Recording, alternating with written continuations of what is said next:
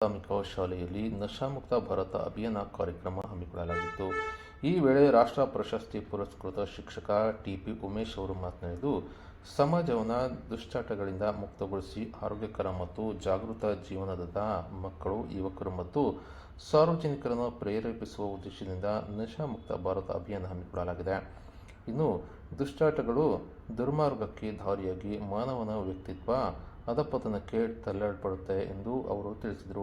ವಿದ್ಯಾರ್ಥಿಗಳು ತಂಬಾಕು, ಜರ್ದಾ, ಗುಟ್ಕಾ, ಮದ್ಯಪಾನ ಹಾಗೂ ಇತರೆ ಮಾದಕ ವಸ್ತುಗಳ ಸೇವನೆಯಿಂದ ಉಂಟಾಗುವ ದುಷ್ಪರಿಣಾಮಗಳ ಕುರಿತು ಅರಿವು ಹೊಂದಬೇಕು.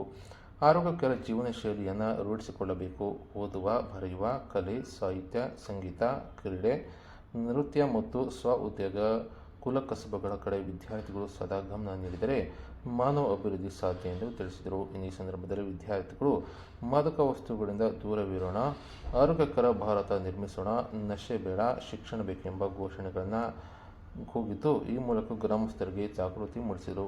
ಇನ್ನು ವಿದ್ಯಾರ್ಥಿಗಳು ನಶಾಮುಕ್ತ ಭಾರತದ ಸಂಕಲ್ಪ ಪ್ರಜ್ಞಾವಿಧಿ ಕೈಗೊಂಡರು. ಈ ಕಾರ್ಯಕ್ರಮದಲ್ಲಿ ಶಾಲೆಯ ಸಹ ಶಿಕ್ಷಕರಾದ ಜಿಎಸ್ ರೇಷ್ಮಾ ಮತ್ತು ವಿದ್ಯಾರ್ಥಿಗಳು ಹಾಗೂ ಪೋಷಕರು ಭಾಗವಹಿಸಿದ್ದರು.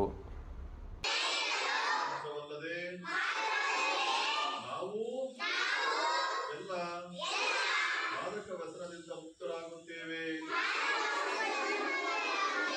ಎಂಬ ಪ್ರತಿಜ್ಞೆಯನ್ನು ತೆಗೆದುಕೊಳ್ಳುತ್ತೇವೆ.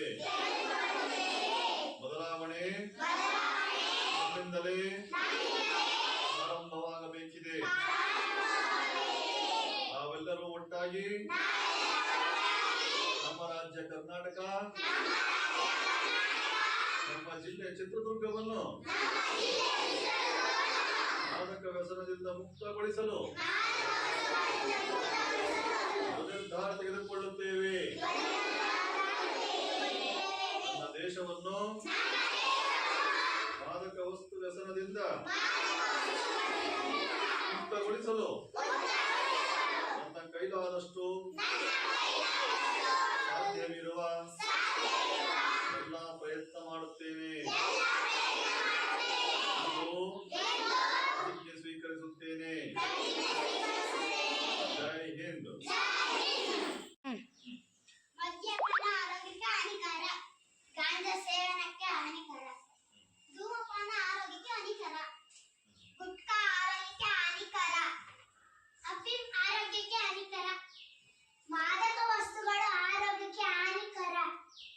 ಎಲ್ಲಾ ರೀತಿಯ ಮಾದಕ ವಸ್ತು ವ್ಯಸನದಿಂದ ನಾವು ದೂರವಿರಬೇಕು.